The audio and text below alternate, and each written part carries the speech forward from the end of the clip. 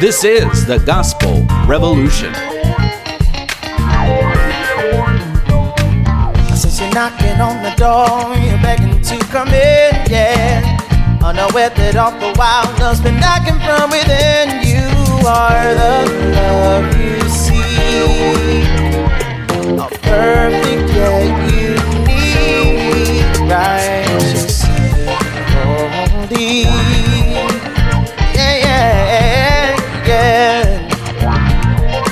Here's the founder and president of the Gospel Revolution, Michael Lilborn Williams. Hello, Daniel Thomas. How art thou on this Old English morning? I amist. Fine. I am. I am that I am. Oh wait, that's Popeye. Yeah. What's the difference? And would you also welcome with us the great researcher Ethan Massengill? Top of the morning to you. We're all over the board today. I don't know if this is different demons manifestation or angels, or maybe it's just us acting our usual silly selves. Yeah, I think the latter is the truest. Yes. Well, it's good to see you two gentlemen. You too, Daniel. And hope everyone had a Merry Christmas, as well as all of the listeners around the world. You know, of course, we understand and know at the Gospel Revolution that the Christmas story, as told by Christians, is really messed up. They got it all wrong. But, nonetheless, it's a good time of year to reflect and think about, the very topic we've been talking about, the 1,000-year reign of Christ and how it all culminated at a time. And that birth of Christ was within that 1,000-year reign of Christ as well. And it was prophesied, and all of everything led up to that moment and that time in history, and what that little babe would bring forth into this world. Yeah, what we celebrate in the birth of Christ was the beginning of the last approximate 30 years of the history of the 1,000-year reign. Very clearly laid out, even in shows coming up, we're going to go into the details about the prophecies, about the birth, about where the birth would take place, about what would happen afterwards, and the life. And there's so much. But the understanding that this was the tail end of, if you will, the 1,000-year reign of Christ. Now, that is a lot for a lot of people's brains, as it was for mine and yours, and also Ethan, because we were all guys that were trained that Christ is that one that was born, and as that we've just celebrated, and lived, and was crucified and rose again, and that is the Christ. However, Christ himself defined himself as outside of that incarnation also. And he defined himself outside that. He defined himself as being the prophets. He defined himself as many of the characters that were during the 1,000-year reign. And he said, well, that was me, So we can't ignore that. We also have John identifying Christ as the Word, and in the beginning was the Word, and the Word was made flesh. So it has been and will be for any of our friends who love Jesus and love this wonderful season. Some people really hate, some Christians really hate this season. I couldn't, it's amazing how disgruntled they are, bah humbug, about Christmas and this big deception of Christmas. And I agree, but they don't really offer anything substantive to explain why. It's just, adding the Mass to Christmas. And, But they were hot this year. And I do understand that we'd like for people to understand that this isn't about presents and Christmas trees and things like that. However, as both of you guys know, most of the Christmas music I really don't like. It's hollow and empty. But at the same time, Christians did come up with some of the most scriptural songs they've ever produced comes out during the Christmas season. Yeah. That they are profoundly good, and if they only preached the songs that are sung during the Christmas season, that the curse was destroyed, far as the curse is found, far as the curse. So, I mean, things like that. It's joy to the world. There have been people who've seen this, but obviously it made it through the songs, but it didn't make it into the doctrines of the different seminaries all around the world. Last week we published session number 20. Yes. Session number 20, which means that we have been working on this. Well, our last conference was posted in September, and ever since September we have been working on this. So we're going on several months now, and the end is not yet in sight.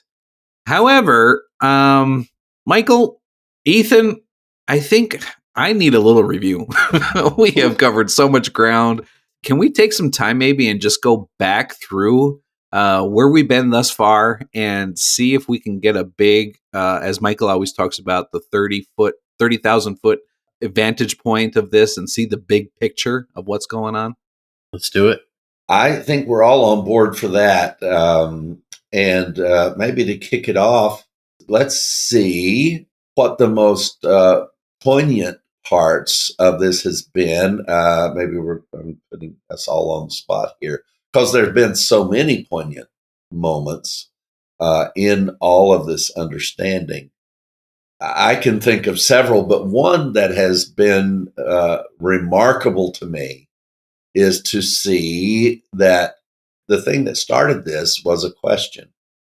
And Daniel and I were talking, and we were talking about the 1,000 years, and that Paul obviously puts it at the death, burial, and resurrection in 1 Corinthians chapter 15. So we tied a little string there and stretched it out 1,000 years. And we ran it in a circle to see where it might land. And we took it into the future. And of course, that future, 1,000 years from the cross, ended 1,024 years ago. We could not find anything 1,024 years ago that would signify the end of the 1,000-year reign, if it indeed did begin at the resurrection instead of ending at the resurrection. So then we finally realized, well, we can't take this string, this 1,000-year long string, in any direction if death was the end of. As Paul very clearly states, then there's only one direction we can take this string, and that is before the cross.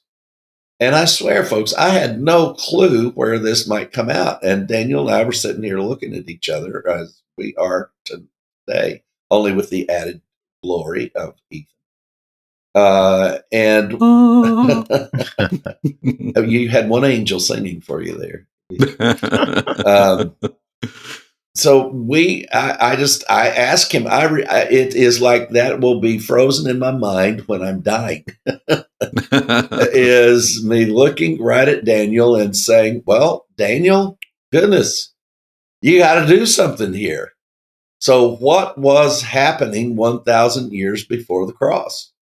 And Daniel, by then we had a hold of ChatGPT, and I'm not sure exactly where he looked, but he looked up at me from the screen and looked right in my eyes. And he said 1,000 years before the cross was when David took the throne. My goodness. And that moment it is forever. And to think that us stretching that 1,000 year string back instead of forward or sideways or dangling it in the air as the amillennialists do. It's just blowing in the wind. And then also, we tried our best to extend the string to our preterist friends' point of all things being fulfilled from the death, burial, and resurrection to 70 AD. And it doesn't fit. And we're going to go into reasons why that doesn't in a little more detail, because we want to cover these issues in detail as much as we can. And we're open to all of your questions. We've got friends now that have listened to this, that this is new to them, and they're trying to ask, who is it, John Crowder, and they try to ask Andre Rabe, they try to ask all of these people about this, and one showed me just the other day. John Crowder responded and said, "You're burning up my brain cells on something that is meaningless." And wow. Yeah, I actually said that. And first off, I learned something. I did not know that thinking burns up brain cells.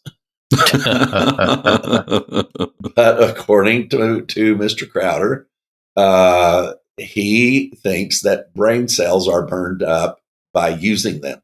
Then I need to stop thinking immediately because I don't know how many I got left. But the absolute determination not to respond to any question about this. And we're only saying that to contrast with ask us any question. We will respect your question, and we will respect you, and we will answer it. So please, regardless of what the question is, the one thing we do not do is insult Mr. Crowder. I promise you the comments that I've already made. This is about the issue of the doctrines that are taught and the perspectives to defend them. And that's open season, folks. We're aiming for you. Like Elmer Fudd for the rabbit. We've got our eyes set on you. And every time you pop up your head, we're going to take aim at your doctrines because they are foolish. And we are pointing out that they're foolish. And I understand you don't like us pointing out that they're foolish, but why don't you point out how foolish ours is? And let us respond. We're inviting you to respond to this. So that was my point. So, Ethan, did you have anything about this whole 1,000-year reign thing that was that stands out to you? Well, I don't know of any part that didn't stand out to me, honestly. And the parts that remain to even be looked at, such as more in depth in the David's life, and then the actual unfolding of these prophecies up until the birth of Christ. There's just so many layers to unfold, even in the parts in between, the unfolding of the statue of Nebuchadnezzar. I'm still looking forward to finding out what happened within each of those elements of that statue. Yeah, and that's the one thing as you guys continue on, as we all continue on in this, that you're going to learn about Ethan. When you've studied a subject thoroughly, he's going to pull off a layer and look at something that you've not looked at yet. So, and now we've come to depend on that. So it's a very beautiful part. So Ethan has been focused on how that these different prophecies, as we presented to ChatGPT, the culmination of all of these happening at what it said was 30 AD. What is the possibility of that? And it literally said to such a degree that it is impossible that it was not divinely orchestrated. My goodness. Daniel, what about you? What was the thing? I know we both share that moment, and you will never forget it either. You and I looking in each other's eyes and saying, my God, it was 1,000 years from the throne of David to the cross.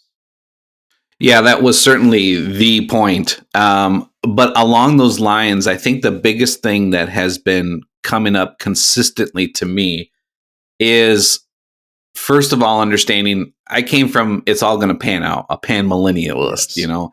Whether it's before, after, during the middle, whatever, it's all going to work out. However, my view has changed now because I understand prophecy in that these prophecies with time frames are absolutely accurate. And it is not, there's not a mystical perspective about it. 1,000 years is 1,000 years. The only thing that is a little bit different, and it's only because it's written in English rather than in the original Hebrew, with the 70 weeks of Daniel. The Hebrew just says 70 sets of seven, which would be, that's why we come up with 490 years, because that's literally in the Hebrew what it's saying, 70 sets of seven. And so it's not 70 weeks. So again, you have, especially in the original Hebrew, you have another prophecy that has a timestamp on it that is, precise to the minute, to the very half a week, to the very 3.5 year period. That's how precise this is, and it's repeated. I mean, we just started going through Revelation a little bit. We shared one a couple weeks ago about the 42 weeks. Yeah. Again, that's that 3.5 year period. So that's been the thing that's been coming up time and time again. But it all goes back to that moment when we took the 1,000 years, the millennial reign, as a literal 1,000 years. We looked at it, and then also from the gospel perspective of understanding that all prophecy is fulfilled. So then these periods of time have to be in history, not something that is yet to come. So as being able to place that 1,000 year, and that was our very first session that kicked this whole thing off, is the exact start and the exact end of the 1,000 year reign of Christ. And from that point, we've been able to work within that confines because we discovered, number one, that these prophecies that have a timestamp on it, you can't twist that. When there's a time constraint on it, you have to work within that time constraint. And the story lines up with it. It's not like we're trying to force things into it.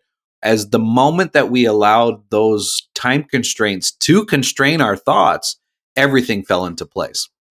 Boy, did it ever, and is still doing so. And as Ethan said, not only are we seeing, but Ethan's, I guarantee those two silver arms on Nebuchadnezzar's visions, he's taken those silver plates off and seen what's behind them.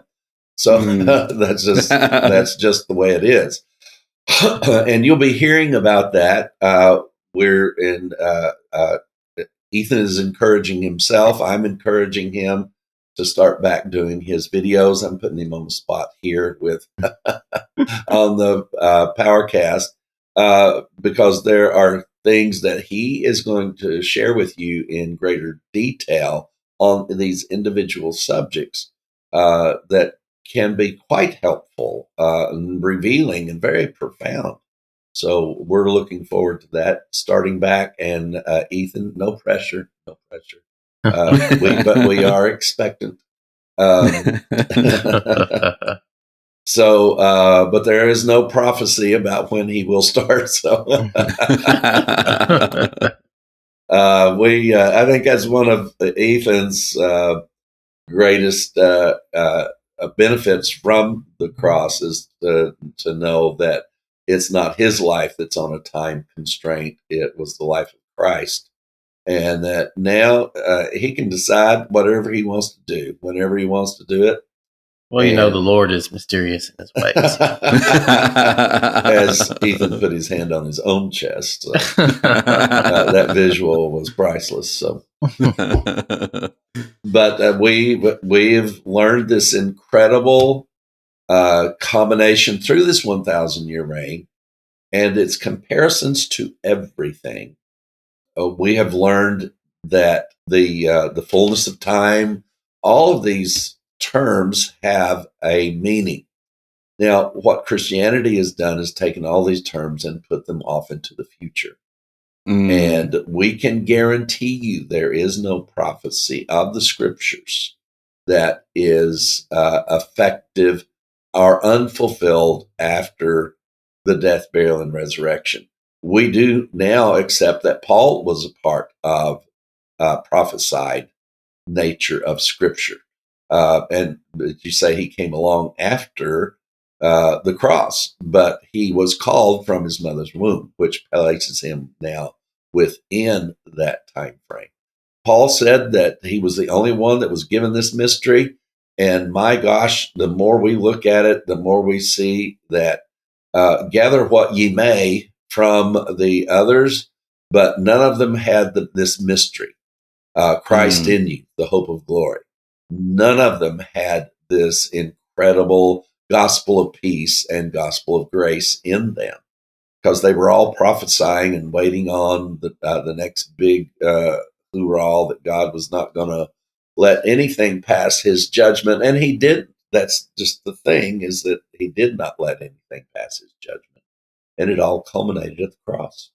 Michael, beautiful. I think one of the issues is, we pointed this out in our research yesterday with the prophets, or the types and shadows in the Old Covenant and the temple. What the problem is with mainstream Christianity is they're fragmenting each one of these prophecies, each one of these types and shadows, and assigning personal, individual, spiritual meanings to these things, when in reality, you take the 30,000 foot view, you see that each one of these prophecies and types and shadows are interconnected and have a completion in the work. Yeah, the interdependency of that, they are interconnected, and they're absolutely interdependent. There's not a single prophecy unfulfilled that would not disturb the other prophecies. You say, well, this one could have been fulfilled, but not that one. No, that's not possible. Once you learn the interdependency of these, and they are type and shadowed as interdependent in every way through the temple, that it is not possible for one scripture to be fulfilled without all being fulfilled. It is not possible for one law to be fulfilled without all law being fulfilled. The everything. I remember just a recent thing that kind of came up was, normally you see menorahs that you can buy, and they've got each a little place for a little candle to sit on the top of each of the 7 candlesticks. But the thing about the menorah was that it drew a certain kind of oil from one single reservoir. So all of the lights of the menorah depended on one reservoir of a source of fuel. Goodness. And even the wick of the menorah was torn up priest garments. Yep. See, there he goes, looking even deeper. So the wicks, now you know where the wicks came from. They came from the torn up clothes of the priest's garment. There's nothing. So without the priest's garments, you don't have any wicks. Without the wicks, you don't have the menorah. If you don't have the menorah, you don't have the 7 eyes of God. Without the 7 eyes of God, blah, blah, blah. We could go on and on and on. Mm-hmm. All complete. Take one element out of that, and nothing works. And we just recently had the great joy of finding through another teacher about the Talmud. And this is a historical book that exists today. And these things were recorded at the time they happened.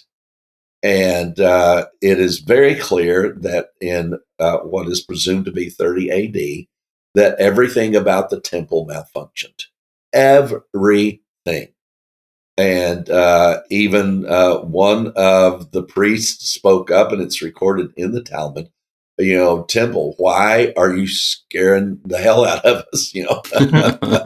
You're terrifying us because, granite, solid stone doors that are 19 feet high and 15 and a half foot wide each are swinging open by themselves when it takes several men to open and to close them. the eternal light, the westernmost light on the menorah, indicating eternal life, it's gone out. There's no more eternal life represented in the temple. And just on and on and on, everything about the temple malfunctioned. And I think you can apply that to the prophets if it's either all fulfilled or none of it is fulfilled. Yeah. Mm. That is the keystone element about prophecy and law, according to Jesus. Let's tell you, this is not our perspective. Jesus assured everyone that not one jot or tittle. He said, speaking, now let me realign that. He was speaking about the law and the prophets. And then he said, not one jot or tittle will pass until all of the law and the prophets have been fulfilled. That is the full context of what Jesus said. So for those of you that think that some of the sacrificial laws were fulfilled, therefore we don't need sacrifices anymore, you've got to understand that's not possible for some of the law to have passed or for some prophecy to have been fulfilled. It was either all or it was nothing. Beautiful, beautiful, beautiful. Well, let's look at this. And I think let us go this direction in this. We've had 20 sessions on this. So how about we just start from number one? We'll go through each one. We can make some comments about what we learned during that session and see if we can get through these 20 points that we have learned and discovered about the 1,000-year reign. We've already shared a couple of them. But I think this is going to give us a good review and a good sense for us to look back and see, okay, all right, we learned about the little horn, but how does that fit into the big picture? Okay, we've learned about the 12 tribes of Israel, but how does that fit into the big picture? And that's our intention here today, is for us to back up and to see how everything now comes and fits into place. So the very start, we've already talked about this, is the exact start and end. We have found the bookends of the 1,000-year reign of Christ. Number one, it starts with Jesus being seated at the right hand of God. And secondly, it ends with death being destroyed. And of course, we have to thank Paul for teaching us how death was destroyed at the cross. And of course, this is all validified in the Hebrew scriptures through prophecy and an explanation of what would happen through the death, burial, and resurrection of Christ. But that was the end. And which led us to look to see, okay, was this looking back and seeing that 1,000 years from the cross, bringing us to King David, does King David have a place to play in this? And I remember after we made that discovery about this, Michael sent me this verse out of Psalm 110:1. Of course, this is David's writing. The Lord said to my Lord, sit at my right hand till I make your enemies your footstool. Yeah, that's where it all, we saw at that moment that this is the time in history when David took his seat on the throne in Israel, that the Christ also took his seat at the right hand of God. Yes, and reigned over all of the proceedings.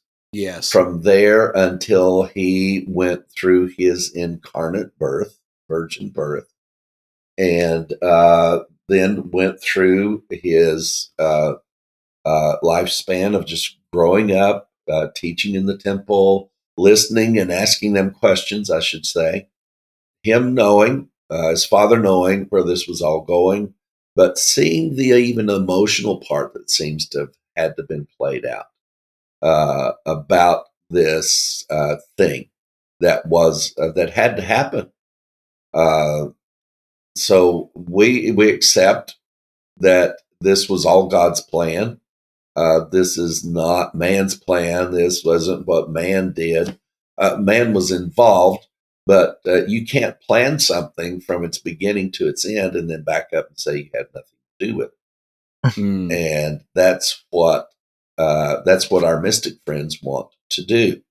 And they can do it all they want, but we're going to be pointing out, as long as they are saying these things, we're going to be saying that is literally stupid.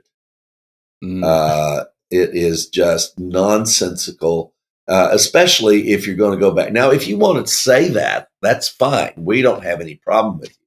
But when you start using the scripture, you see, we are required. You are required to see if whether or not these things are true about the scriptures. Let me tell you something. People say, well, why don't you jump on all the other people? Why don't you jump on this religion, that religion? Because they're not using the scriptures. Mm-hmm. That's why we don't jump on them. We may do some teaching about them in the future if warranted, but there's so much screwed up about Christianity. I don't think that during my lifetime we're ever going to get off of this subject, nor these person or persons. And we're speaking not just of this, but all of Christianity, every single denomination. All of them fit somewhere in defining the 1,000-year reign as something else other than what you just heard. So session 2 then moves on and talks about how Paul proved to us that the end of Christ's resurrection, that was the end. That when Christ rose up out of that grave, that was the defeat of death. And that is what got us the end point. And we really went into that session about that. We compared that to, as Michael said, the different perspectives about that, pre, post, mid, amillennial perspectives on how Christianity places that time frame at a different point. That Christianity in general has this perspective that there's going to come a time when physical death won't take place anymore, and that's not what we're talking about. That's not the death that Jesus dealt with on the cross, even though he physically overcame that physical death. There was a spiritual death that took place of all mankind. And that was the point in history that brought us to the end point of the 1,000-year reign of Christ. Which was the enemy underneath the footstool. Yes, sir. Yes. Yep. Yes. That is the last enemy. Death is the last enemy. So Paul took this teaching that, or this Psalm 110, till I make thy enemy thy footstool. Paul went and expounded on that in 1 Corinthians chapter 15 and taught us, as Ethan just said, that enemy, that last enemy to be destroyed, it was death. And it's done. When you have something that has time constraints on it, if you can find either the beginning or the end of it, then the rest is elementary, my friend. The fact of it is, see, we know exactly when the 70 weeks of Daniel start, because it goes with the decree. It states clearly from the decree to rebuild the temple. So we know exactly when that happened. So all we have to do is take that string and then lead it forward for those 490 years, and it comes up to the divide, with leaving off the last 3.5 years, which became very telling for us as we began to look into this about Jesus taking all judgment onto himself. And but that string does not go to the end of those 490 years. It goes to a point and says the rest of it is cut off. And if it hadn't been cut off, that everyone would have died. It's like having what are those things called in bowling? The gutter guards. Oh yeah, And yeah. A child can do it. Yeah, that's the image I'm getting. You have the parameters of the set time period. Yeah, and this won't allow you to think anytime before or after with these time or the gutter guards, if you want to call them. Yeah, the bowling ball. Your thinking has to be aligned with the parameters that are in place. And the next two sessions that we looked at that very thing. We looked at people who looked outside those parameters. And sadly for us, the first one that we looked at was Apollos in the writing of Hebrews. And we titled that session Hebrews Apollos. He got it all wrong because he looked at this. He took those gutter rails off and he's playing in the other lane. And he's saying that there's going to come a time when this is going to come to pass, but it hasn't happened yet. He saw so much of it finished at the cross, but not all of it. Well, it's almost as though, since we're going to stick with this analogy, he not only went to the other lane, he took his ball and went to the football field. And I mean, he changed the game altogether. Yeah. And God to be, I wish that he had just switched to another lane, because we might have been able to be cognizant of that switch. But the switch was so profound from Paul's perspective that you do nothing but spend 2,000 years trying to reconcile the two. Mm-hmm. And what we decided to do, folks, in the New Testament, since we know it is not Scripture, I know many of you just turned off your little recorder and you're not going to listen to anything else we say, because you think that the New Testament is Scripture. But if you do, it is erroneously that you think that. There is nothing that Jesus or any of the disciples said, or anything that the Hebrew Scriptures said, that would validate that the New Testament is Scripture. Point made, moved on. This was difficult. And as we've gone on from that time, we've been able to see the extension of Apollos changing this point for Paul. Now, Paul respected Apollos. He said he had great knowledge of the Scriptures. But as he taught this, I'm just so glad that we were able to reconcile that it was not Paul that wrote this. And we have so many different ways to be able to view that. Or we would have never been able to see, how do we say Paul disagreed with Paul? Mm-hmm. Right? Right. And I had no reason to not agree with the whole Christian world. But then we found out that most true Bible scholars questioned the authority of that being a letter written by Paul for many reasons, which we covered every one of them if you want to go through those in the pseudographical writings that we covered, and especially about the book of Hebrews. So we divorced that letter from Paul, and it caused us to be able to see through it a little bit. And that this timeline of him seeing he did take the resurrection. Now, I give him a little bit of a break, because could he have misunderstood? He obviously did, that the 1,000-year reign began at the resurrection. But the fact of it is, the Scriptures say that that's when the eternal reign began. Mm-hmm. And that's why a lot of people call it a symbolic 1,000 years, but that is not true, because it teaches very clearly there was a 1,000-year reign that abruptly ended and gave birth to the eternal reign.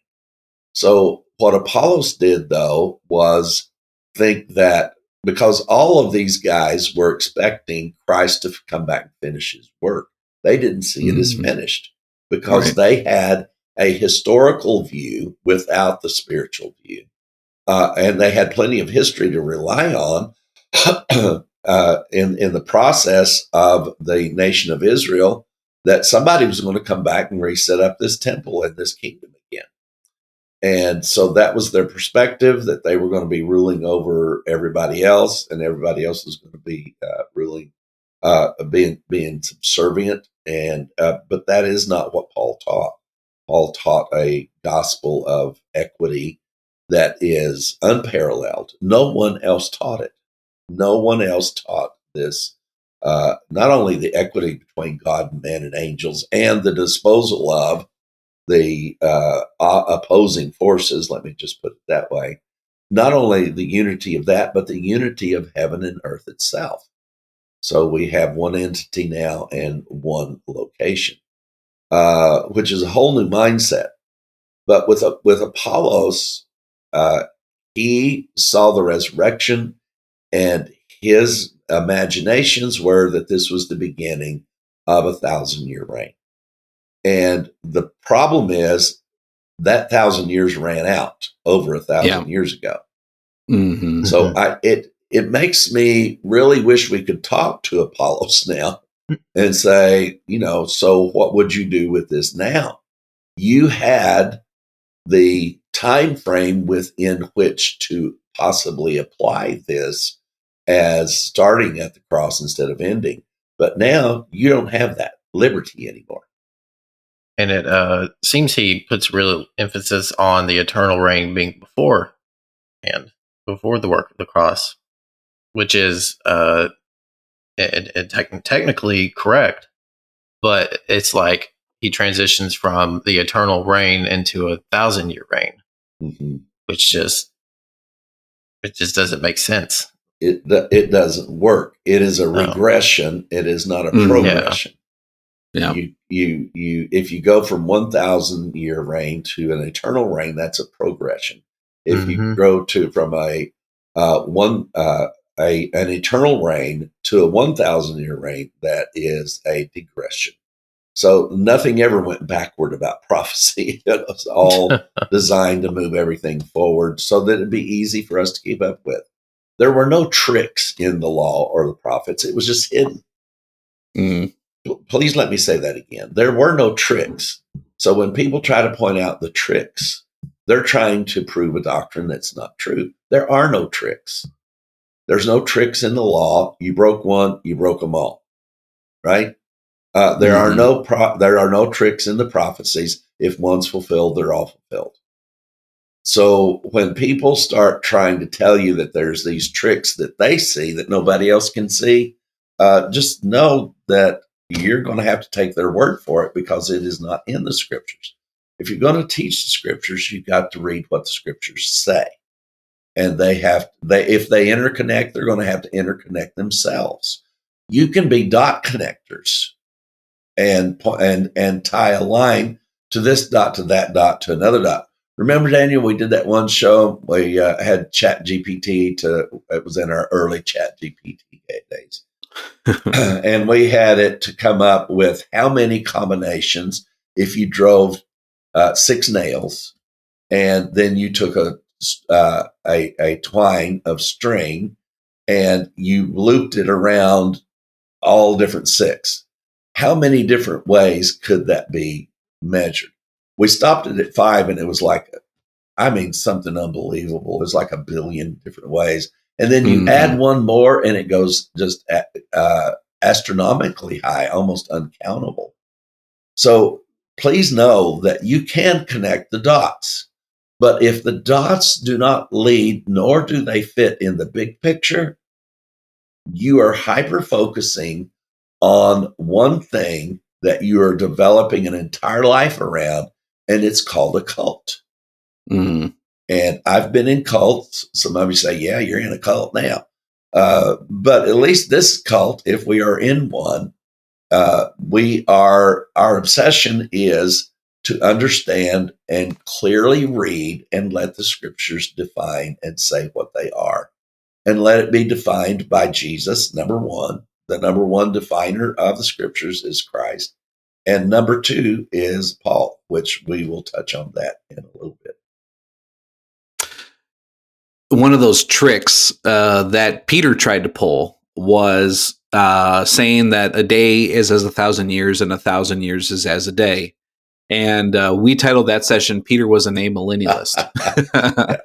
In the fact that he said 1,000 years, whatever, it's either a day or it's 1,000 years, that's 1,000 years or it's a day, it could be 100,000 years. It doesn't matter. And that was his excuse that he developed. That was his trick that he developed. Yeah. Number one, from a verse totally taken out of context. And number 2, trying to explain why Jesus hasn't returned yet, even just a couple years after his resurrection from the dead. Yeah, Peter's perspective differs from Hebrews a bit. Hebrews gives Christ more credit than Peter does. And I don't think that Hebrews definitely does not emphasize a coming judgment day the way Peter does. Peter made sure that don't think that you're getting away from this judgment. It's coming, and I don't care how much you make fun of me and say that, oh, yes, well, Jesus said it was going to happen into this generation, and it's not here yet. We don't care what you say. 1,000 years is as a day, and a day is as 1,000 years of the Lord. And that's not what he tried to quote. as Daniel said, the scriptures, and he failed. He completely failed at doing so. So, who influenced whom, right? One might say. Yeah. It would seem that the disciples must have influenced Apollos. He was brilliant in the scriptures, but he somehow was able to conceive, along with the disciples, that Jesus' work wasn't finished yet. Mm. Then session 5. Now, of course, as we're going through these sessions, I want to remind you that you can go to our YouTube page, Gospel Revolution with the number 1. If you go youtube.com/Gospel Revolution with the number 1, you'll find our page. And on that page, we have a playlist of all, at the point of this recording, 20 sessions. This will be number 21 of this series. Now, the first 6 we did in video that was part of our September conference. And so as we're going through these, you say, hey, I didn't listen to that. Make sure you go back, check out our YouTube channel. All these sessions are made available on there. And you can catch up and get more in detail as we do this overview.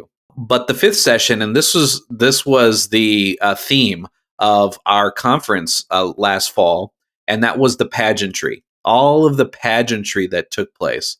And this is where we started to pull in the understanding, and how it's grown since that time, about all of the kings, all of the prophets, all of the priests, all of the kingdoms that rose and fell, all of the empires that rose and fell, on how that was all part of the pageantry leading up to the Messiah, the Christ, Yeshua Christ. Yes, and we still, our overarching title of all of this is the pageantry of the 1,000 years. We're still in the pageantry. We're still sharing with you the pageantry. I still have not found a term that better defines it. I've talked to several gospel revolutionaries, and they've asked me about coming up with that term, and I said I simply shared with them, can you find something else that we can call it that would better define this? And all of them say, no, I was just wondering how you came up with it, and it fits it so well. I'm just that way, right? So, this pageantry, I loved the imagery. And Daniel, you've come up with some of the most wonderful graphics for these shows. Want to give credit where credit is due. All of that is done by Daniel. The newsletters, along with all the rest that he has. This is not Daniel's full-time job. You would think from what you see published on Facebook and on YouTube and our Gospel Revolution site that it is his full-time job, but it isn't. We don't have enough coming in to pay him a living wage. We don't have enough coming in for me to be paid a living wage. Thank God for Social Security, right? But anyway, no, you guys do. Let me say this. Anytime we make statements like that, we want to acknowledge what all of you have done. And we're very, very grateful. I just, at this moment, at this juncture, I think it would be okay for me to do this. We'll be doing something a little bit more online. But Daniel, and Ethan, I just got a call this week from a 25-year gospel revolutionary who let me know, and then one of our big supporters. I went back and calculated over 25 years what this individual has contributed. And over a period of 25 years, at their monthly, they've always given monthly, and then they've always given more during pledge drives when they were able to. And as he told me on the phone, he said, Mike, I would be leaving everything to the Gospel Revolution, but contrary to popular opinion, I'm not a wealthy man. And he said, I just simply support what I use my money for what I believe in. And he must have believed in it a lot, because over 25 years, I calculated approximately $250,000 that he's contributed to this ministry. Wow, and wonderful. We'll be telling you more about him. He called to let me know that he is dying, and it was such a strange conversation. He's such a delightful human being. But he told me this, and I have to tell it for the humor of it, even though there's nothing humorous about this story. But he told me uh, that he had this encounter with somebody that they were selling little somethings, and within it was the promise that on this day, on a certain day, they would start praying for him a certain amount of time every day if he gave this, bought this little thing that was equal to a donation. He said it wasn't very much, but they promised to start praying for him on a certain day. And he said, Mike, he said, that is the day that he said this was a good deal of time later, but he said the day that they were supposed to start praying for me was the day that I was diagnosed with a stroke. And it's like, please tell them not to pray for me. And, but anyway, being the delightful human that he is, but then later he has been diagnosed with cancer. And, but he's assured me he's staying out of pain and staying comfortable. But we're losing one of our great gospel revolutionaries. And, so anytime I say something about the finances, please understand, I know you guys. I know every one of you. There's some of you that have given $10 a month for the last 25 years also. And the issue is that you've never stopped, and it mounts up. So thank you. Yes, thank you. We really do mean that. So this pageantry also, I tell you what, we've created a pageantry in and of itself of reflecting back on the 1,000-year reign of Christ. And it is a pageantry that cannot be ignored. Of course, all of this pageantry began with session 6, and that is the throne of David and Jesus at the right hand. And this is where we reminisced about that discovery about, okay, if the end of all of this is death, the last enemy being destroyed, and that took place on the cross, then what happened 1,000 years before that? And sure enough, you do the research, you do the math, and it'll bring you right back to that point in which King David was put onto the throne. You know, again, we talked about this a little bit last week in how some of these are off, just they vary just by a year or a couple years. So it depends too on the time frame and the calendars that you're working with. And we haven't exactly positioned, I don't think, unless you want to correct me, Michael, whether this was at the point that he was anointed king, whether he took the throne as king, or that when the prophet came to him and told him that you would be king. Nevertheless, it was all surrounded upon this point in time when David was anointed as the king.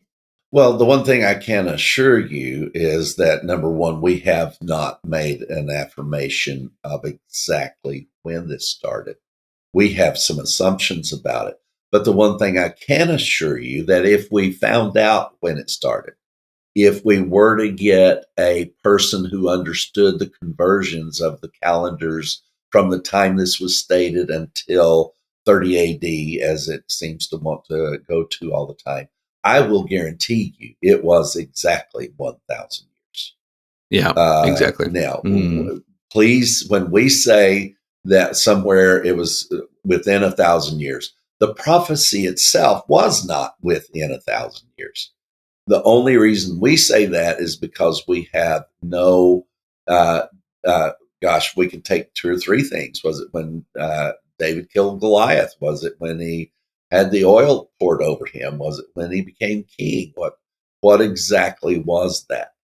And we even have David trying to escape his own son, Absalom, and going to the Mount of Olives and weeping at a place kind of like the Garden of Gethsemane, a 1,000 years before Christ was there, and sweating as though it were great drops of blood for what he was about to face.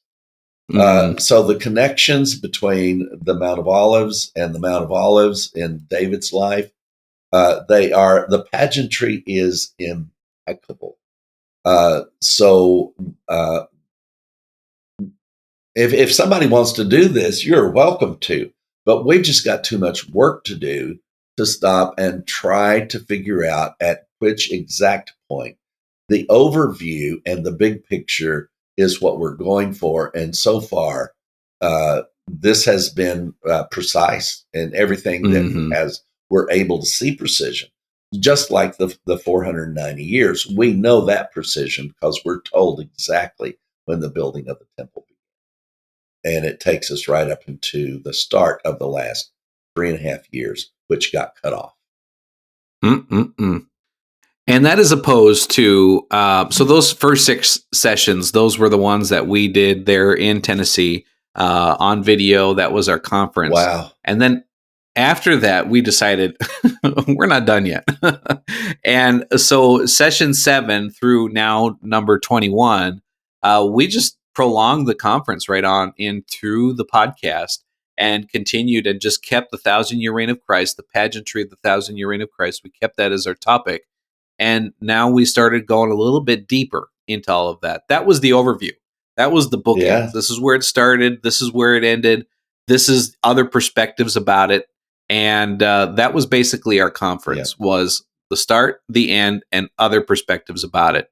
And then from that point, now we start looking at more of the pageantry, more of the detail, more of the things that the other prophecies that took place within that time, and all of these wonderful pictures. And so that's where session 7 kicks off.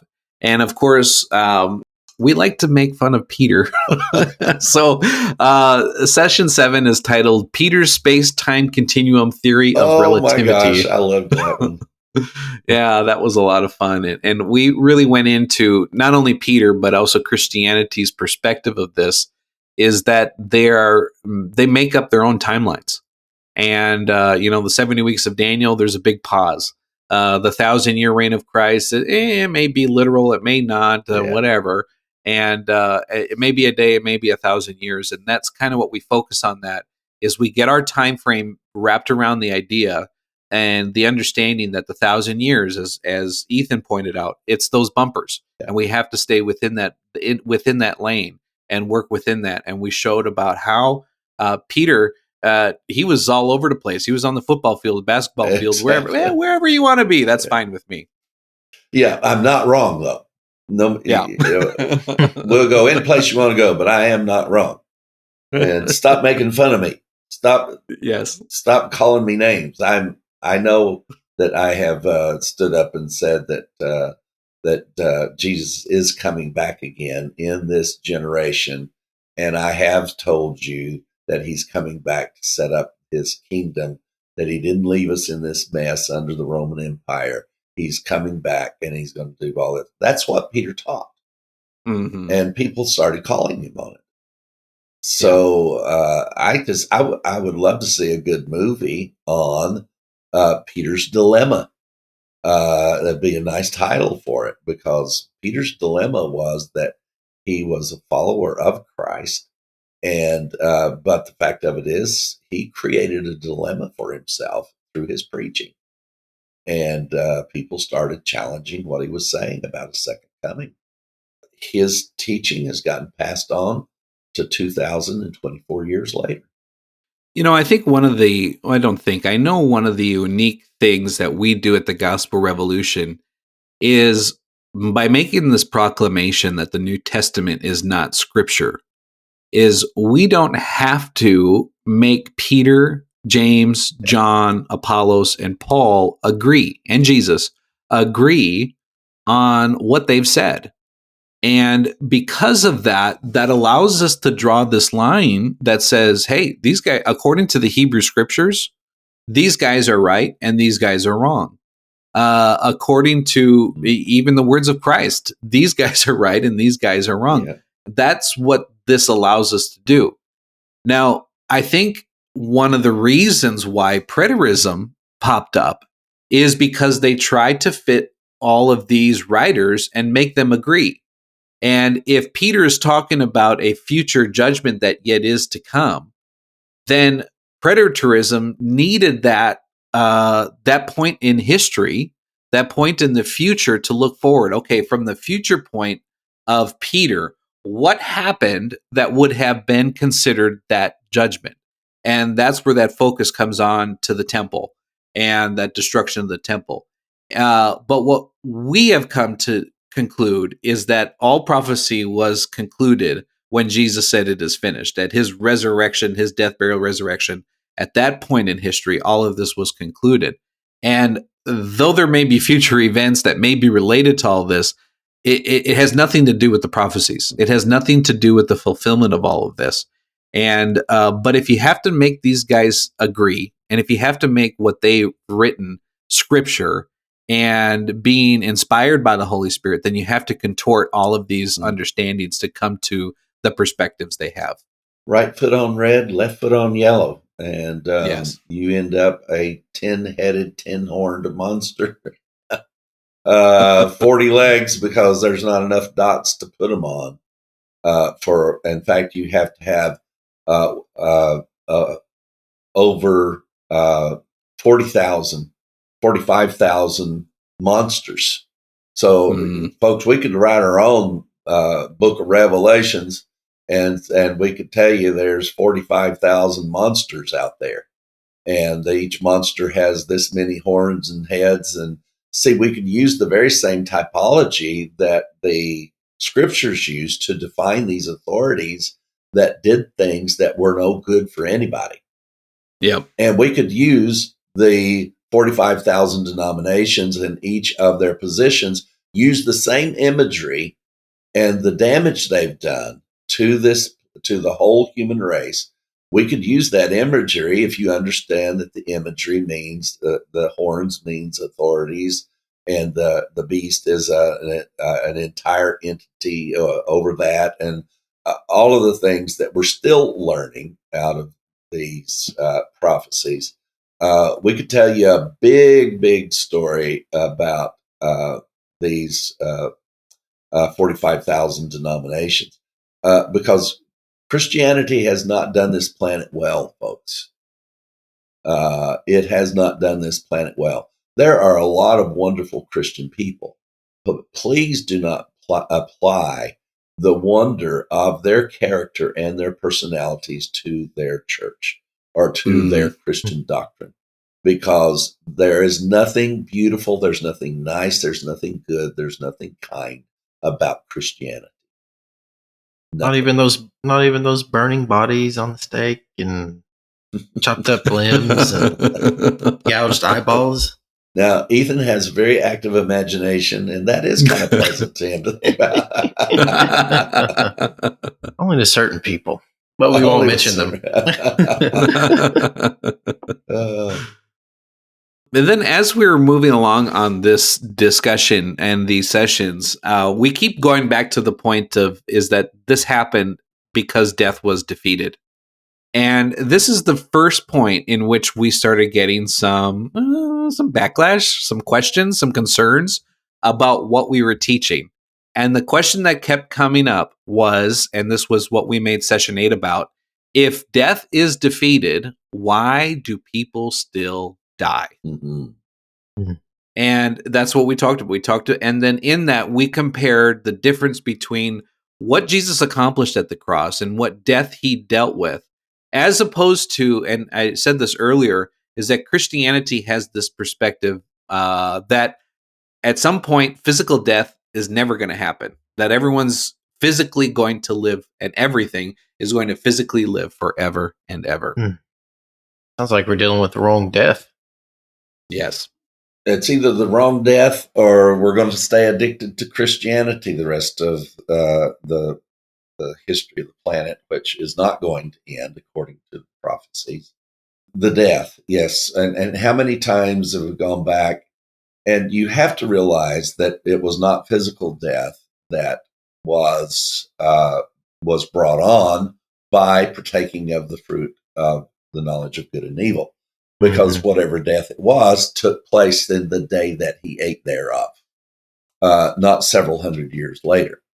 Because we know they didn't physically die. We know they did not physically die, so it cannot be about physical death. I think one of the things that was eye-opening for me was, for the first time in my life, I understood the second death, and that second death has nothing to do with humans. That second death has to do with all the opposing forces to God, and they gave them by name. Satan, the devil, that old serpent. I think it's even in capital letters. Yeah. And it gave us the name of all of the names, first off, that were not written in the Lamb's Book of Life. Do you know it tells us whose names were not written in the Lamb's Book of Life? Revelation 22, and laid hold of the dragon, the serpent of old, who is the devil and Satan. Guess you're ever wondering who he's talking about? And bound him for 1,000 years and cast him into the bottomless pit. This is the second death. And I'm convinced that God established this temple and sacrifices and tabernacle rituals to give us an image of the second death that was to come. God being the all-consuming fire, the sins of the people exactly that were laid. They laid the hands on the sacrificial lamb, and the all-consuming fire purged the sins of the people. There's one thing that our mystic friends bring out, that there is a truth in it, but not to the exclusion of the truth. And that is, God's true enemy did not start out to be mankind. It started out before mankind existed, right? Mm-hmm. And then the true enemy then that was destroyed was not, even though it was targeted. It's really amazing. This seems to be clear. And I know seems to and be clear are oxymorons, but that reality is there, that the true enemy was established before God created man in Lucifer and his angels, as far as we can understand. And then, of course, the target became the human race, which the last 3.5 years was going to destroy all the human race through this beast and all this enemy. But then everything, in a moment, in a twinkling of an eye, pivots. And it turns from the destruction of the human race to the destruction of the original enemy. And that original enemy was around before mankind was here. And just as we saw all those types and shadows, Daniel, it was so much fun to read into Corinthians, and it's even in our translation of First Corinthians 1, 2, and 3, of how that God said that the statements, the way it got translated, is that God would destroy the temple that was defiled. And that's not what it says. It says that he would destroy everything that defiled the temple, that he would destroy the thing that defiled it, not the temple. Yeah. Beautiful things came out of this. We've been learning so fast. I'm very grateful for this recap, because I'm remembering things now. It's like, my gosh, that was absolutely amazing. So the first death, and that first death was defeated at the cross. And we were brought into absolute, everlasting righteousness with God. Then we have this second death, and that who would not be hurt by the second death is everybody's that was written in the Lamb's Book of Life. But those that weren't, the second death was going to take you out. And my gosh, I was so blown away, guys, to realize that we had a list of the names that were not in the Lamb's Book of Life. And we had the list of names of those that were destroyed by the second death, which is the lake of fire. And as Ethan said, this has been portrayed in example after example, and time after time in typology and imagery, all the way through the Old Covenant. But it is the thing that was hidden was this conflict with man erupted because of a conflict with the angelic realm. That is undeniable. And that the true enemy always was Satan and his angels. Mm-hmm. Now, that we acknowledge, but you cannot remove what the scriptures say about God's anger toward mankind and maintain the integrity of the scriptures that you try to quote. And then Isaiah 53, let me tell you something, they will never teach Isaiah 53. They will never answer a question about Isaiah 53 because it's just too clear. There's many other places they will not answer a question about. They may go through their rhetoric and dismiss your question, but they're never going to answer the questions that arise because of that chapter. So understanding the first death, and therefore we understand what death ended at the cross, and therefore we understand the second death and the power of that, and why is all of heaven and all of earth, characters and location, been able to come together? It's because of the second death that took out everything that divided. Yeah, that second death, we followed up session 8 with session 9, which was the second death, and goes into more of that detail about what happened. We named the names of all Yeah. those who weren't written in the Lamb's Book of Life. I just named them. And, this is the point in which death and Hades and all those who weren't written in the Lamb's Book of Life, they were cast into the lake of fire. And Revelation 20, verse 14 says, this is the second death. Very simple. It's not complicated. No. I mean, none of this is complicated. Everything that we have learned about this, we have just read. Yeah. And we have just allowed the writers to say what they say, and we just read it. Yeah. One of the things that stuck out on that second death episode, Michael, that really I love, and it is in our translation of 1 Corinthians 15 as well, but you found it in the Hebrew Scriptures, is this with one big gulp, Oh, God, he swallowed death. And that is compared to what Hebrews said, is that he tasted death. And so we compared a big gulp compared to just a little lick. Yeah. And Apollos, all he gave Jesus credit for on the cross in the work of death is he just tasted it. He just licked it. Yeah. But Paul and the prophets, they said that with one big gulp, he would defeat it. He swallowed up death completely.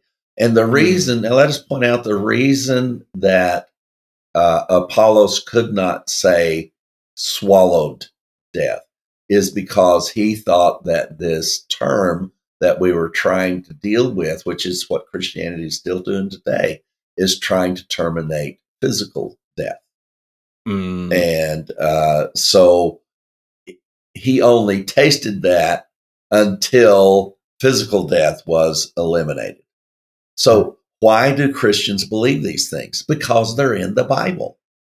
People, we could not, folks, we can confirm all of your doctrines of all the people on earth. Daniel and Ethan and I could sit down and show you where your doctrine is in the Bible. And if we isolate it, we could say your doctrine is in the Bible. If all it requires is it being in the Bible, it's there. All 46,000 denominations are in the Bible. Even being baptized for the dead, it's in the Bible. It's a Mormon doctrine, and it is in the Bible. You can't take it out.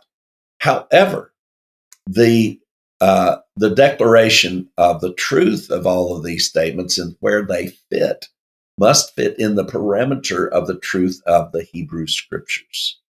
And that's where we win. We win every time.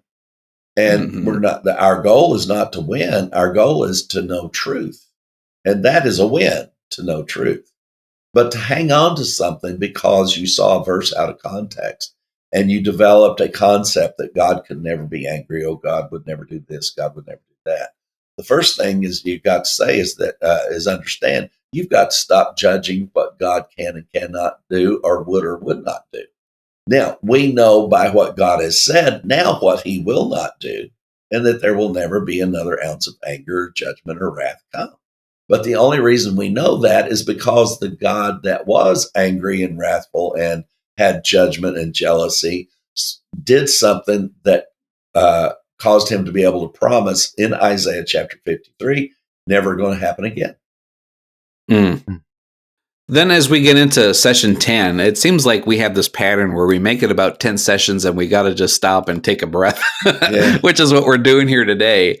And in session 10, we kind of slowed down and we began to, Michael and I, this was before Ethan joined us on the show, Michael and I just kind of stood back and said, what does all of this do to our soul? How does this make us, what's happening internally by understanding what has happened?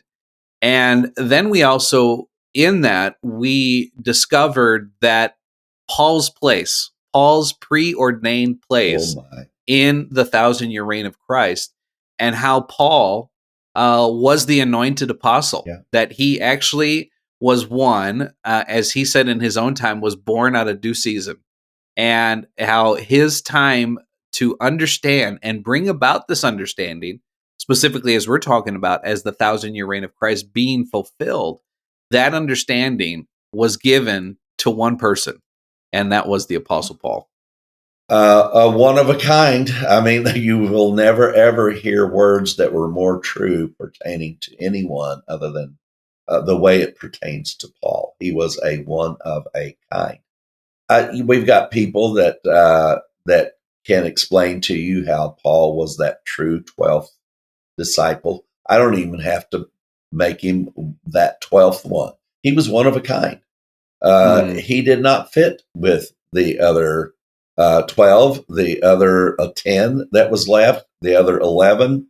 I don't need to fit him in with them because his entire calling was in and of and to and by himself about a specific mystery that was given to nobody else, including Jesus's disciples.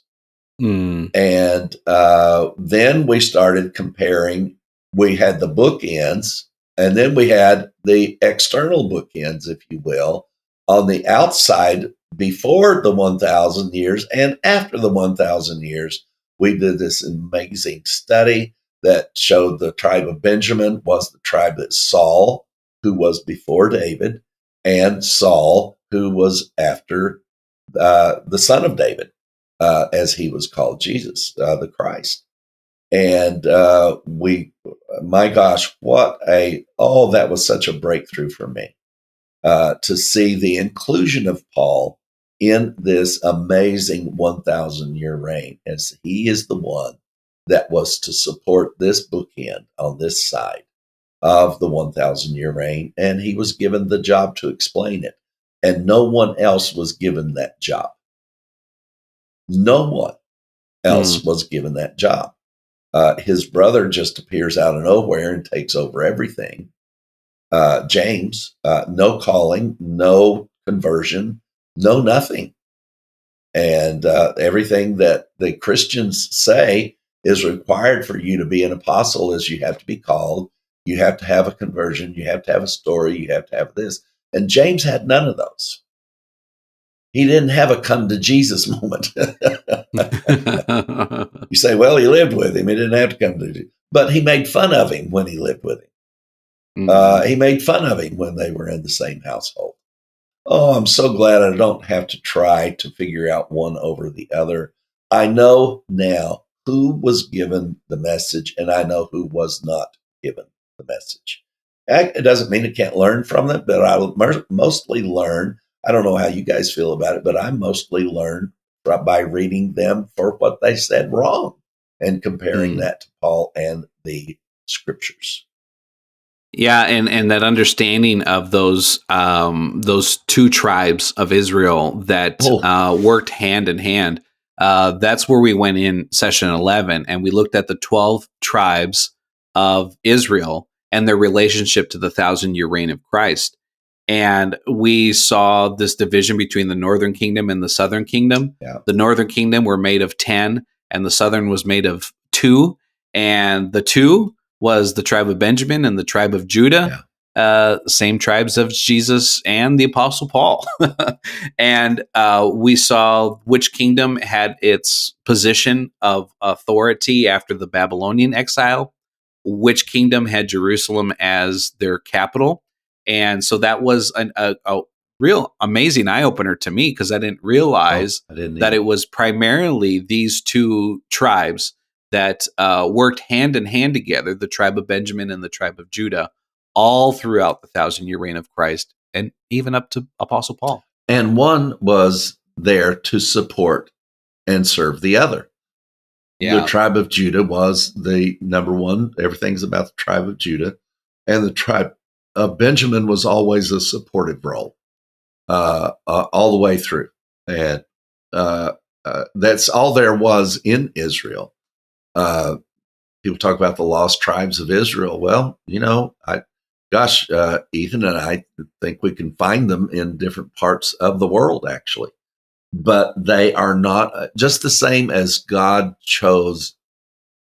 God did not choose the 12 tribes to represent his plan on the stage. He chose Israel. Mm-hmm. Israel is made up of the tribe of Judah and the tribe of Benjamin, and also the Levite priesthood, which was even fewer than the Benjamites. Sounds like a sandwich eaten in Australia. I want a Benjamite sandwich. But anyway, the silliness will never depart from here, so don't expect it to. But this was really very powerful for Daniel and I to experience. I know it was when Ethan listened to it. He was still in Las Vegas at the time, I think.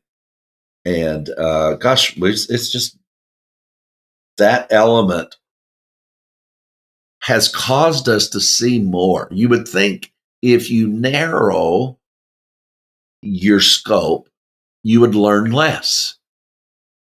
We narrowed our scope and the whole world opened up to us. Mm-hmm. We know who we're talking about and what we're not talking about. We know who to think about and who not to have to stop and think about. We know which was important and what is not important. Now, we can talk about all of it all day long, but I'd rather talk about that which is pertaining to the subject. And the fact of it is, the nation of Israel does not include all 12 tribes. Mm-hmm. The nation of Israel is basically 2 tribes plus the Levites, of course, who had to carry out the temple functions. Yeah, then we, session 12, we titled Slipping on the Banana Peel. And we looked at two of the topics that Christianity and others, it's where they get tripped up on this end time prophecy stuff. And that is, number one, is seeing the time frame, seeing fulfilled prophecy. And the second aspect to that is this understanding of authority and dominion. And what we've seen in the fulfillment of the 1,000-year reign of Christ is not only the fulfillment of all prophecy and all of this coming to an end, but the other thing that ended in it was all dominion and authorities. So all of these authorities, these kings, these priests, these prophets, and all of that, their time expired. But what you see on the startup on any Christian end time doctrine are these two things. Is this prophecy is yet to happen, and these are the authorities and the powers that are going to rise. I think Ethan, as young as he is, probably had more experience with this than we did.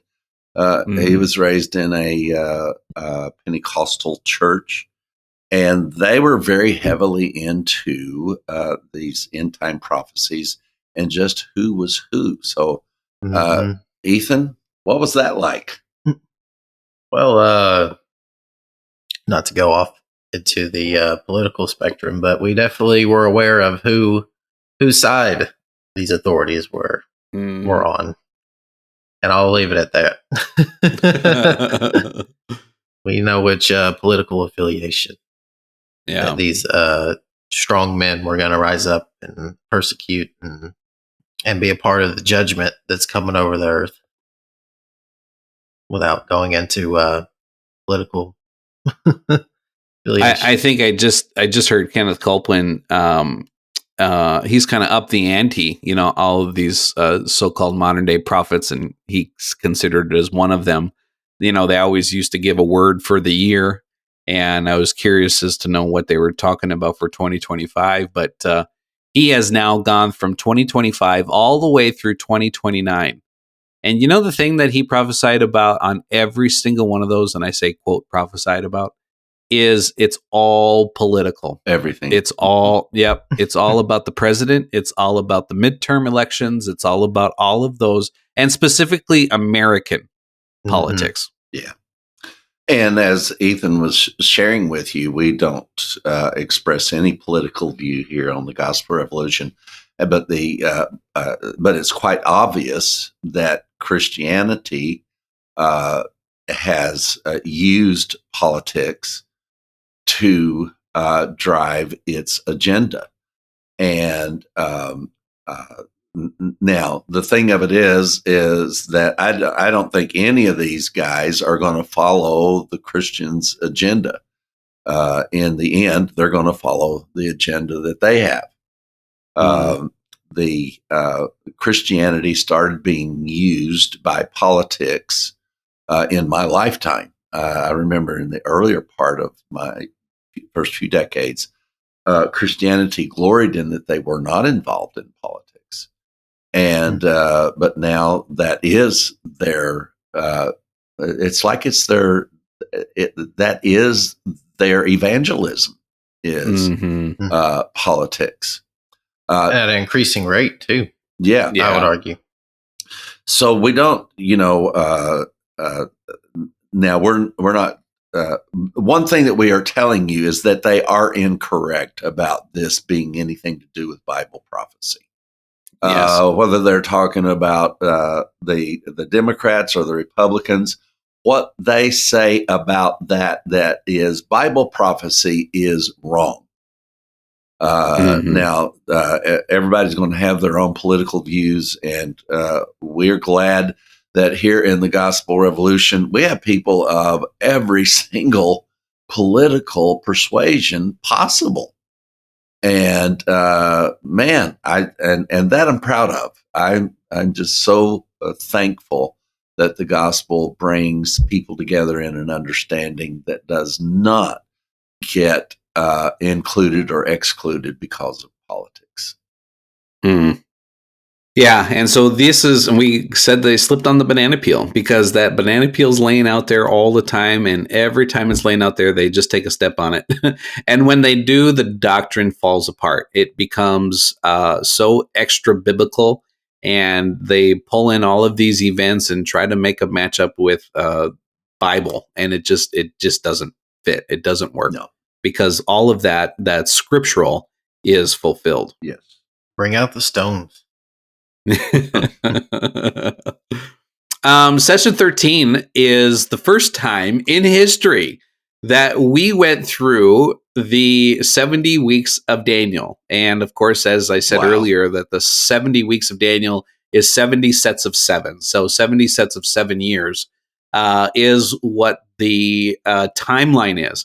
And we walk through that timeline in each segment that Daniel breaks it up in.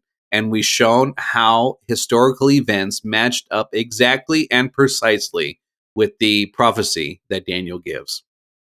Yeah, that was definitely another beautiful insight of going. And it blew my mind when I realized this 70 weeks where it ends. Like I said, we've still got our little ball of twine, and we can still tie it around a nail, and we can stretch it out from 1,000 years, and especially one that started 510 years into the 1,000-year reign.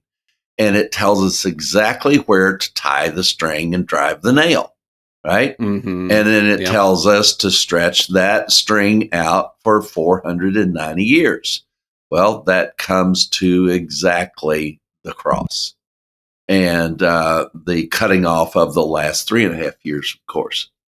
And the power of that cutoff, Ethan and I were going through, he was reading some to me from Revelation. Daniel, you've done a lot of this research, and there's big chunks of Revelation that says that the beast comes out of the oceans and rises up and kills everybody on earth.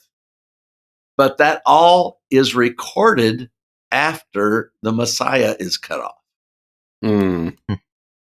It is one of the most wonderful insights. Yes, it is there that the earth, the whole planet is going to be destroyed. Every human being is going to be destroyed. But those prophecies arrive after the Messiah is cut off.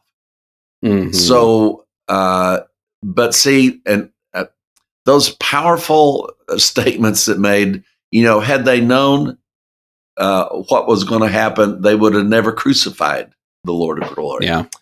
Because it was their defeat, not his, through the crucifixion. And what an ornate and unbelievable plan. Yes, even the bloodiness of it. Folks, blood is a part of being human. Pain is a part of being human. And if you separate God from involvement or experiencing that, you cannot say God is a part of the human race. Mm-hmm. You just cannot. And even Paul describes how that he was tempted like as we are. That this transition, God had to experience what it was like to be human so that humans could experience what it's like to be God. And Apollos was correct in the statement, there is no remissions of sins without shedding of blood. Yeah. Yeah. So we have all of these statements that even people that did not see through the completion of that, and even though Apollos knew that without the shedding of blood, he then established Jesus as a perpetual priesthood because of that blood that we can continually approach to deal with these issues, as First John also agrees with, that we now have this high priest that we can approach to get some grace when we need it and some forgiveness, but nothing else has to be done. We just have to ask for it. And that is in a total conflict with Paul's understanding of this mystery of the gospel. Mm. Yeah, then after session 14, we looked at specifically how that 70 weeks of Daniel was cut short. And that was the Great Tribulation, cut short in righteousness. And Jesus talked about that in Matthew 24. And he said that unless this time would be cut short, that we would be like Sodom and we would be like Gomorrah. Mm-hmm. And we looked at several different prophecies. We looked at, of course, Daniel and some others about that showed, and even the teaching that Paul did in the book of Romans on how this great tribulation was definitely cut short.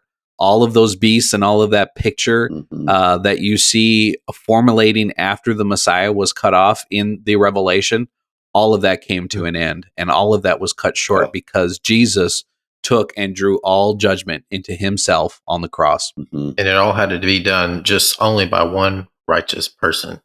Yeah. That's all God was looking for when he went out that morning before the destruction of Sodom and Gomorrah. Yeah. Just one righteous person. Yeah. Spared him from all the judgment.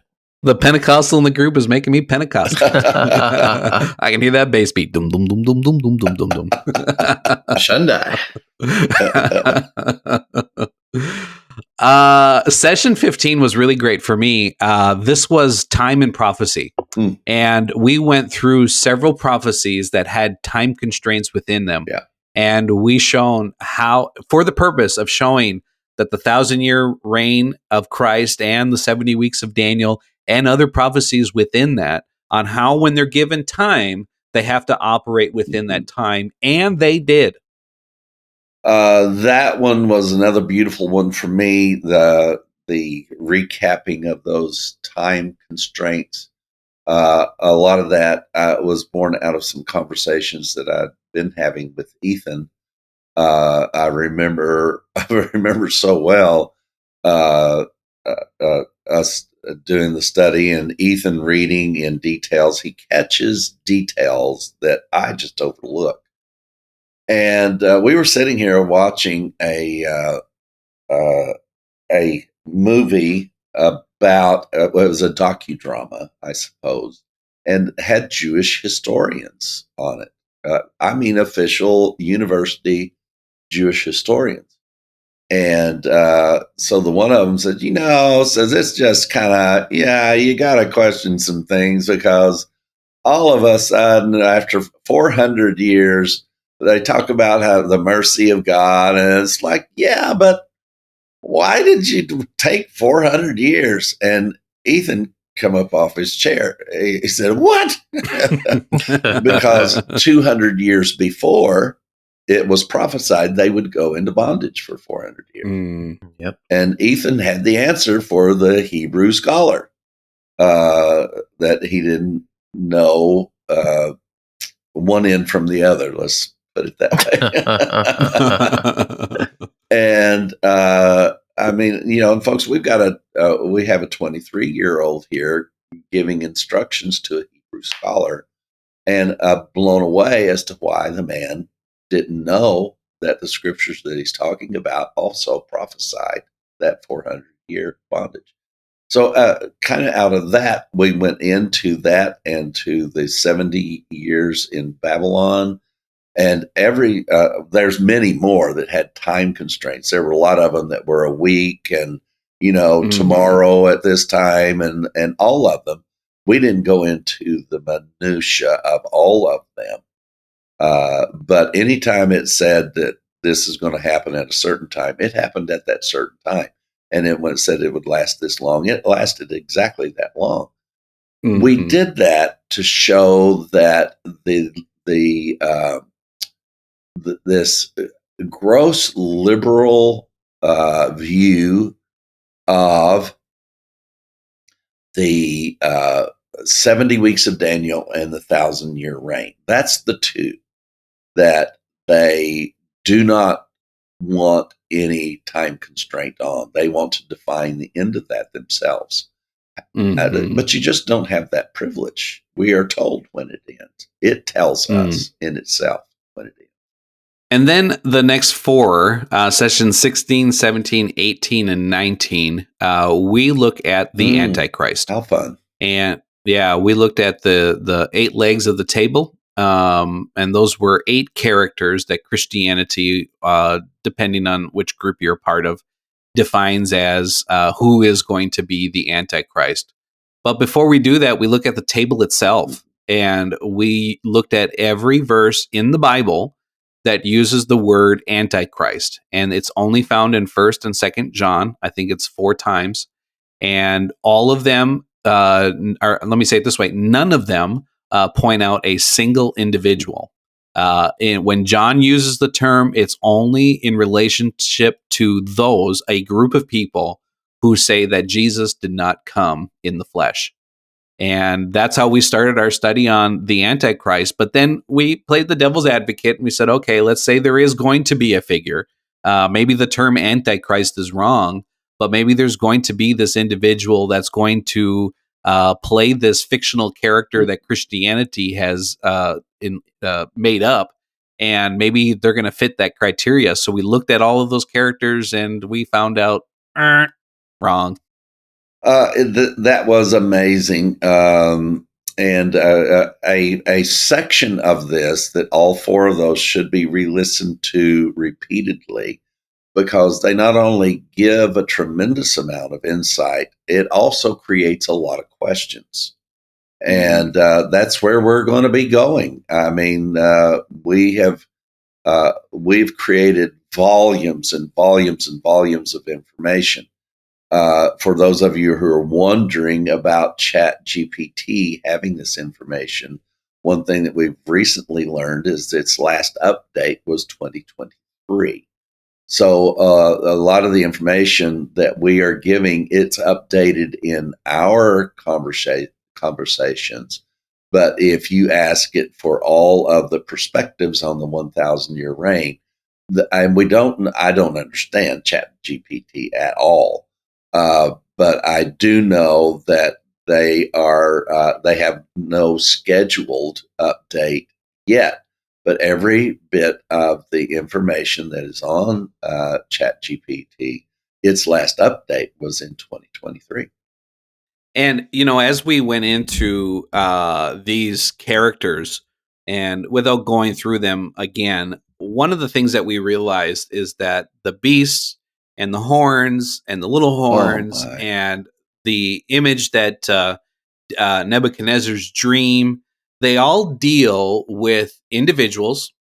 They all deal with empires. They all deal with the rise and fall of different kingdoms. The pageantry. I mean, when we talk about the pageantry, this is the pageantry. And all of these characters are not about an individual that's going to rise up in the future and play this role of the quote antichrist unquote, but they are people and kings and powers and authorities that had their place and had their role during the pageantry of the 1,000-year reign of Christ. But one thing that we can conclude about them is whoever they are and whatever they have done, they are a part of history, and it is now completed, and they are now dead. So it's not Joseph Stalin or Mao Zedong or Adolf Hitler? No. It's not any current or past American authorities either. I mean, it's wonderful to establish your politics through prophecy, but I'm sorry, you just don't get to do that around here. Now, a lot of places you go, you can do that, and in every direction, also, I might add. But we could have so much fun, couldn't we? And we could raise so much more money too. But the one of the things that we learned, that the term horn, HORN, simply means an authority. And the term horn is used in different visions and prophecies. And it depends on the vision or the prophecy that you're looking at. And just all you got to do is follow it through, and you will know which one they're talking about. Alexander the Great is mentioned as one of these. And then all of the people that are under him, his two generals are mentioned. And then the takeover of all these empires is mentioned. And there is a tremendous Netflix series on about Alexander the Great, and you can see that his ability to do what he did was divine. There is no human being who could have done what this 20-year-old who died, didn't you tell me, at 32, Ethan? I believe it was 30. 30? Died at either 30 or 32. You're right. Might have been 30. So any typology there with Christ, I don't know. We're not trying to make that link. But so many of these things do have typological reflections of Christ. We're not trying to say that Alexander was a type of Christ, but he was under the rule of Christ. And I would just like to point out all these wars that these authorities were orchestrating. If the authorities were all brought down, it seems to me that war should have ceased to exist at the cross also. Yes. And then, and the one thing that we have wonderful news to tell you about the gospel of peace is there is a war that did cease. And they should have stopped learning about an angry God from that moment forward, because there is a war that did cease at the cross. If we could get that information out, we are persuaded, I think the scriptures are persuaded, that information would transcend where we are now and put us on a path toward peace.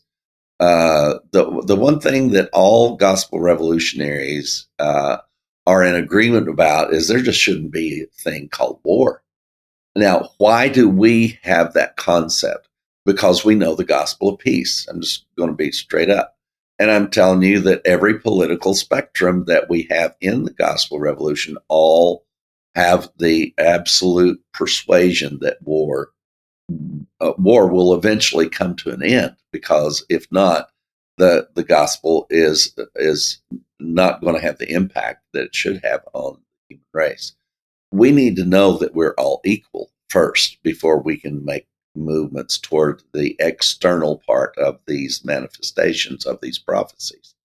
But war did cease at the cross. The war between God and man did cease. But it also goes on to say that nation will no longer rise against nation. Well, that's not happened as far as we can see. But they certainly aren't rising against each other at the directive of Christ or God. That we know. That is a big change in war, because if you read before that, God was saying, you go get these guys, don't let any of them out. So if everlasting peace, it has been established by the work of the cross and the cessation of manifestation of peace and the cessation of war, couldn't we say that all war fought today is in vain? It's all illegitimate. It is illegitimate altogether. And the weird thing about it is that most wars, many of them, I've been a student of these things for many years, and I was blown away to find out some of the wars that were started because of a miscommunication. Somebody thought somebody else said something. Somebody thought something was done that wasn't done. And next thing you know, we're off to war, and there's no place to stop. There's no place to stop. The thing that always baffles me is that they always end. So the fact that they always end, doesn't that make you question whether or not they should have ever started? Are we talking about war or marriage? They may be synonymous, actually, in the experience of many people's lives. I have to say that the marriage that I had was not experienced that war, and we're best friends today. But the power of this gospel, folks, is wrapped up in this. We demolished this table. We didn't do it. Jesus demolished it. I don't know if Jesus knew that they were going to build such a ridiculous doctrine around a figure that does not exist in the Bible at all. All of the figures that were to exist as authorities or powers that would be defeated, they're all within the 1,000-year reign. All of them are there, and we're going to go into more detail about this so that you can't miss it. We cannot leave this topic unfinished, so we will be remaining on this topic. But this issue of war, just after after you live a few years, it's like, just think about what happened in Vietnam and the 50,000 or more that died there. It's over. You can go visit Vietnam. Japan bombing Pearl Harbor. And now they own the island. They come in the 80s, the Japanese did. Businessmen came in and offering house to house multiple times the value of the homes, because they saw the future value of Hawaii. And now a tremendous amount is owned. Most of the hotels are owned by the Japanese. Yeah. And I lived in Japan. Yeah, Ethan's lived in Japan, and it's I've stood there at ground zero where the bomb was detonated. He absolutely did. We've got pictures of him standing there. It's just amazing. But it all ended. So if it all ended,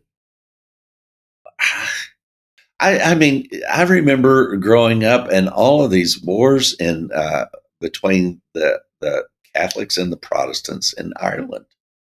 It was horrific. Everybody was bombing each other. There was deaths every day. And then there was this, one of the presidents went over, had a good talking, and next thing we knew, they had a peace agreement. And it's like, if you find peace at the end of a war, can you not find peace before the war? Mm. I don't understand. I'm just not that smart. I can't get it. If you can find peace and a place to stop war, why not stop it before it begins? One last one. This was last week's episode, and it was session 20. Session 20. The destruction of the temple. Oh my God. We felt it was so necessary because of specifically preterism that focuses so much on the physical temple Yeah. and its destruction and aligns these prophecies past the cross. We felt it very necessary to point out exactly what the temple was that Jesus spoke of in Matthew 24, that it was his body, that would be destroyed and raised up again in 3 days. And what a beautiful picture of the fulfillment of that and what happened to the physical temple as recorded in the Talmud, as Michael mentioned earlier, and about all of these crazy things that were taking place. You know, the doors would open, the lights would go out, and the scapegoat and the lots and all of that. It didn't work like it used to. And it's because the glory had left the temple and the temple had served its purpose and now became a part of history. And God was done with it. I was talking with Ethan just in the last day or two, and I thought, you know what? I bet this is where every haunted house story comes from. Because remember, one of the historians, one of the priests, is recorded to have said, "Oh, temple, why are you frightening us? You know, temple, what are you doing? You're scaring the crap out of us. Doors that take 10 men to move are moving on their own. And we shut you and you will not stay shut. We keep lighting the most Western candle representing eternal life, and you keep going out.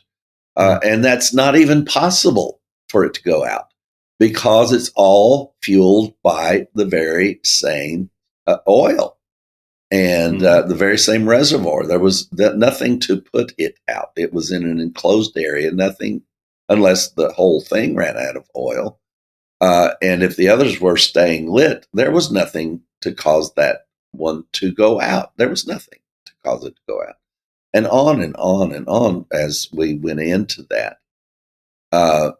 The other part that we went into that I want to bring clarification to is in this prophecy that Daniel had about the big horn was Herod, and then the 3 little horns that got plucked out was his 3 sons by 2 different marriages.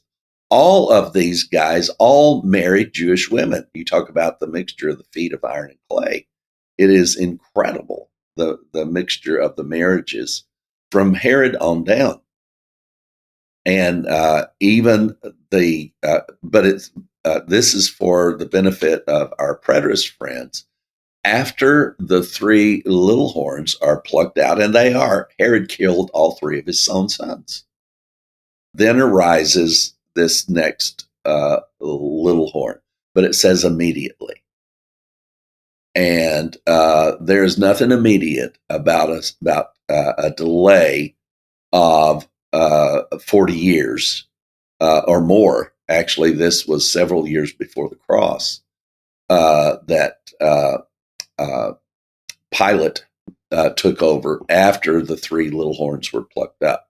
And he fits every description that is prophesied, everything he did. And Jesus made it very clear. Daniel, did you know that when Jesus was standing there in front of Pilate, listen, he said to Jesus, "Don't you know that I have the authority to take your life?" Do you remember what Jesus said to him? He said, "The only reason you do is because God gave you the authority to do that." So we know who the little horn was. God gave him this power. And there is no mention of a delay in this prophecy. There is none whatsoever, and there is no possibility that Titus fits the role of the little horn, nor of the Antichrist. Only some of them think that the Antichrist is Titus or the little horn, either one. But none of them are the Antichrist. There is no Antichrist, never has been. Right. So just this week, when we were reading through that again, and I saw that, oh my gosh, this is the seal. Jesus said that God gave Pilate the authority to authorize. Now, he didn't pass sentence on him, remember. He sent him back to the Jews. But he had the power to give or take Christ's life. And Jesus told him, says, you would not have that power if my Father hadn't given you power over. My goodness, the ground we have covered in just 20 episodes. And I say just 20 because I have a feeling we have at least that coming out of this, and then so much more. I mean, we've just we started a journey here for the Gospel Revolution for generations to come about this understanding. And as Michael and Ethan have already said, we've got so much content now ready yet for easily another 20 episodes. And as Michael opened up, we welcome your questions. We've had some questions that have come along the way that have really helped us to research in the right direction and understand some things. We've been challenged on a few things which have really helped us. Not to mention any names, Jackie, but yeah, Billy is our executioner there. So we're not saying to execute him. We're saying to execute something, like don't pour him his coffee or something. But we sure hope that everybody is enjoying this ride as much as we are. This has really been a wonderful 20 sessions for me. I know it has been for Ethan and Michael as well. And we have much to learn yet, though, about the 1,000-year reign and what took place and all of the details about this. And it really is a beautiful story that culminates in who we are today. And it gives credit where credit is due, and that is all to Jesus the Christ, Yeshua the Christ. It takes away power from an antichrist. It takes away the devil's victory. It takes away Christians, whoever the Christianity is promoting in all of this. All of their authority is stripped away. Yeah. And when all of that's gone and done away with, the only thing that matters is what Jesus did on the cross. Here is a fact. We have taught, and you that have listened to this point, you know more about the 1,000-year reign than any Bible college teaches their students about whatever their perspective is of the 1,000-year reign. They probably cover it in 1 or 2 sessions. And that's it. Because all of it's speculative anyway. But we are here to tell you that you have had the opportunity to hear the most in-depth teaching about the 1,000-year reign of Christ that exists on the planet. Correct or incorrect, it is the most in-depth about the 1,000-year reign that exists on this earth.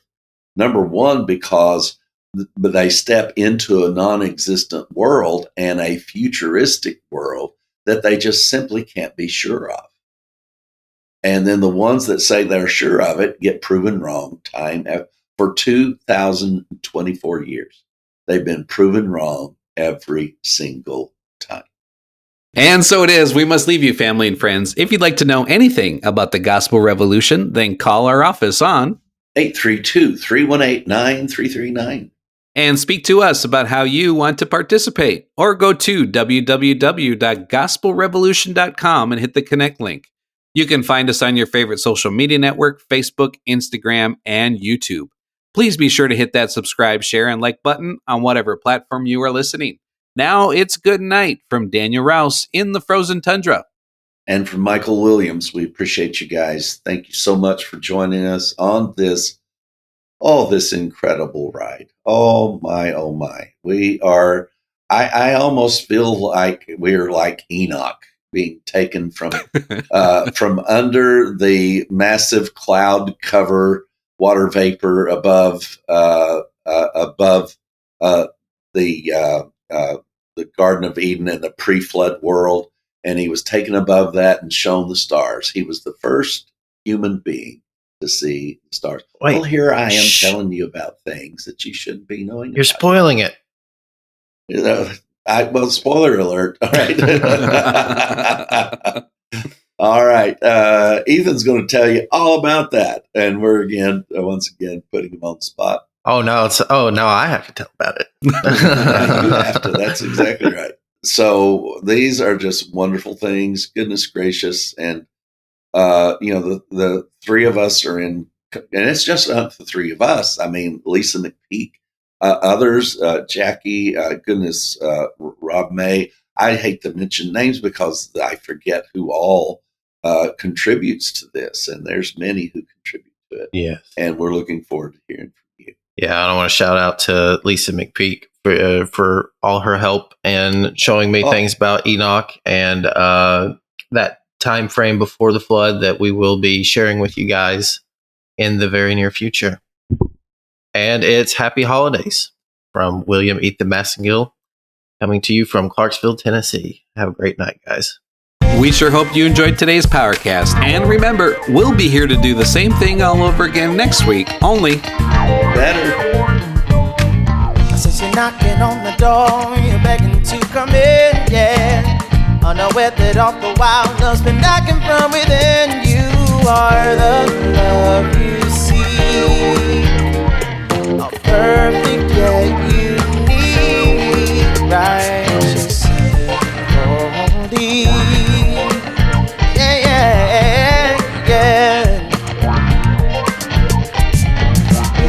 When you feel lost and alone, staring at the unknown, and these words be the compass that guides you right home.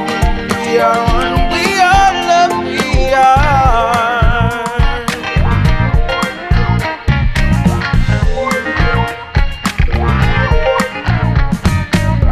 Know where you gotta be, nothing to complete. It's not a thing that you need, you're the love. Just remember to breathe and take a second off. Look, I'm just trying to remind you that you're perfectly divine, flawlessly designed.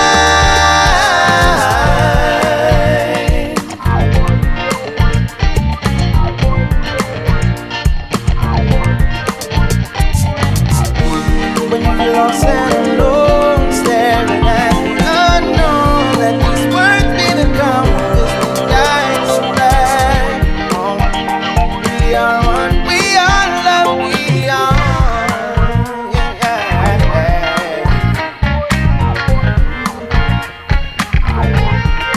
We are love.